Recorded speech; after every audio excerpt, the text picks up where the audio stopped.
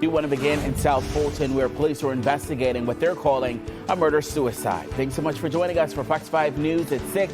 I'm Eric Perry. This happened this afternoon in the 4000 block of Denmont Chase. That's where we find Fox 5 reporter Annie Mapp with the details. Annie?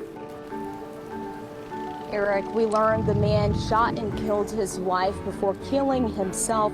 Police report he called his sister to share what he had done. It happened at this home you see right behind me, and officers are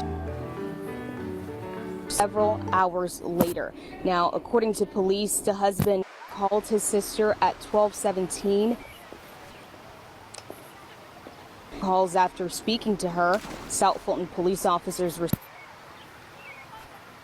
The interim public safety director says they went inside the house with the robot and saw the two bodies inside. As of now, investigators are still trying to figure out what could have led the man to take those actions. From what we understood, they were pretty quiet neighbors here in the community, and we don't have, from what I've been told early on, no other reported calls to this residence that I'm aware of. Now, the man nor his wife have been identified. As again, this just happened around 12 this afternoon, and we've been speaking to neighbors. They say it's rare to see such a large police presence in this community. For now, reporting live in South Fulton, Annie Mapp, Fox 5. Yeah, so many questions remain in this. Annie, thanks so much. Let's take it to Snellville, where there's a deadly shooting under investigation there. It started as a call about a car crash. A 911 caller told emergency dispatchers that a car crashed into his home and the driver was unconscious. This was on Spring Circle just after 10 p.m. last night. When they got there, they found a driver dead from the gunshot wound. No word yet on what led up to that shooting and crash, but police say this seems to be an isolated incident. Today, a local family remembers their loved one who was shot and killed in downtown Athens. Family of 22-year-old Clayton Adams gave Fox 5 this photo. He was one of 3 people shot early this morning. Fox 5's Larry Sproul is live in downtown Athens. Larry, you talked with the grieving family. This is a story that has so many people talking. Yeah, good evening, Eric. I talked to his brother earlier today for about 15 minutes. He tells me he still cannot believe that his brother was shot right here at this intersection in downtown Athens. Now, Athens police say 3 people, including 22-year-old Clayton Adams, were shot here in downtown Athens earlier this morning. Police responded to the 400 block of North Jackson around 2:20 this morning. When they arrived, they found 3 victims shot. Adams was killed. The other 2 have life-threatening injuries. Now, I talked to his brother. He tells me he cannot believe this happened. I'm in shock, really. Just can't wrap my head around this right now. And that was my best friend, honestly. Just can't believe someone would do this to him. Now, police said one of the other victims at the hospital is not expected to live. The family tells me that victim is friends with Clayton and he was shot in the head. Now, we also just found out that police arrested 22-year-old Martha Sosa from Jefferson, Georgia. He's charged with malice murder, aggravated assault, and aggravated battery. Now, I also asked that family what would they say to that suspect. I'm working on that part of the story. All new tonight at 10. We're live in downtown Athens. I'm Larry Sproul, Fox 5 News. Yeah, that's such a bustling area, minutes away from the police department, the courthouse there. Larry, we'll see you tonight at 10. All right, take a look at the flames firefighters in DeKalb County faced this morning as they battled an apartment fire. This was on Pleasantdale Road. Due to the intensity of the flames, crews had to use several different methods to fight. You can see the aftermath here. We talked with residents. One of them say they were worried those flames were going to spread. Waking up and seeing it like from the window, it's just orange. I don't know what's going on. It was really just scary. Like all I could think about was if the fire would spread or my family. We're told most of the building was vacant. One person was inside. Thankfully, they were able to make it out okay. They're still searching for a cause.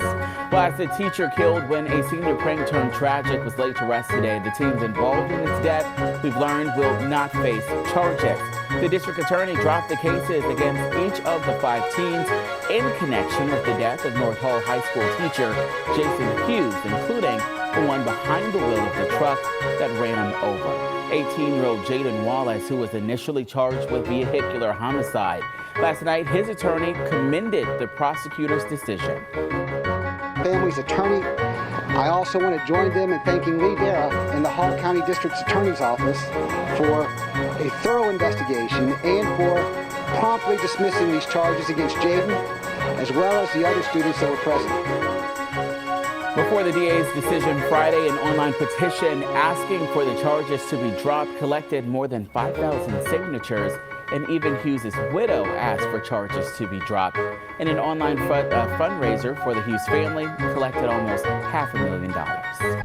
13 Weather Ball brought to you by Countryside Greenhouse of Allendale. As for the view out of Grand Haven today, well, we started the day with some blue sky across West Michigan. Then those clouds rolled in, and for some, even a few drops of rain, maybe even a crack of thunder. But as quickly as that worked through, well, we were back to blue skies in a heartbeat, and that's been the case for the last few hours in a north-south fashion. And the reasoning is this weak cold front that's working its way through the lower Great Lakes. Out ahead of that cold front, a narrow swath of rain, even a few thunderstorms, but this is all south of I-94 now, even starting to work its way south of the state line, so it's not in our direction anymore, and we'll clear out the rest of this evening. As for temperatures, still sitting in the 60s here at this 6 o'clock hour, a touch cooler towards I-94 where the rain just worked its way through. But numbers this evening into tonight will fall through the 50s, bottoming out in the 40s. Tomorrow we work our way right through the 60s and into the lower to middle 70s by afternoon. Hour-by-hour forecast showcasing a mostly clear sky through tonight.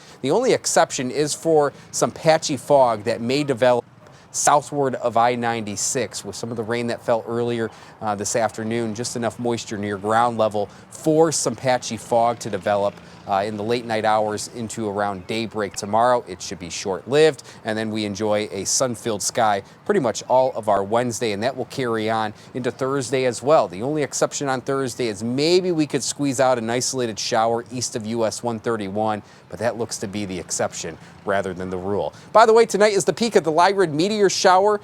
Tonight, in ideal conditions, we could see upwards of 10 to 20 meteors per hour. That would be after midnight to the pre-dawn hours, and you can see that this would be looking towards the eastern half of the sky. You would be looking towards the constellation of Lyra. So, interesting note for fans of the night sky. As for the rest of the week, Thursday we continue that climb into the 70s, mostly sunny sky. Friday, we do have the chance of rain and thunderstorms working back into our forecast. This will likely arrive Friday afternoon and a Friday evening. The good news is that we're not expecting a major rainmaker by any means, and our severe weather risk looks low as well. We do cool down for the weekend, but we will take 60s both Saturday and Sunday. No complaints there here in April. We'll cool down maybe a little further early next week. It does appear towards the end of the month of April into early May, we might be trending a bit cooler than average for an extended period of time. We'll see how that goes. As for tonight, temperatures falling into the 40s, maybe some upper 30s near US 10.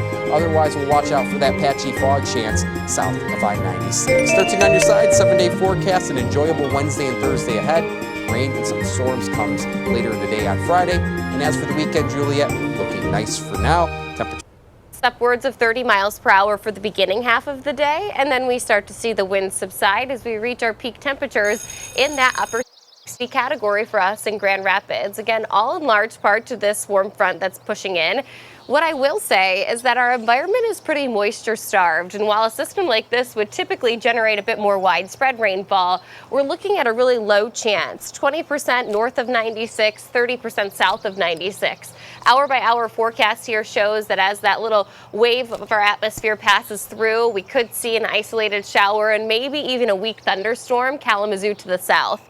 It would be very, very short-lived if we do see anything with partly sunny to mostly sunny skies in between those chances. And here's a look at our rainfall totals, right? Nothing that's going to continue to push us over the edge in terms of our flooding concerns across the area. Our next more widespread chance of rain, that comes on Friday. Looks to be a little bit of a higher opportunity for us to see some accumulating rainfall.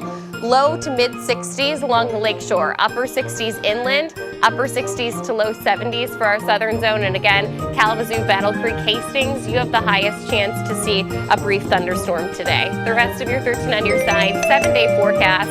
Look at all that sunshine that we get to enjoy both Wednesday and Thursday. Certainly going to see more things blooming throughout the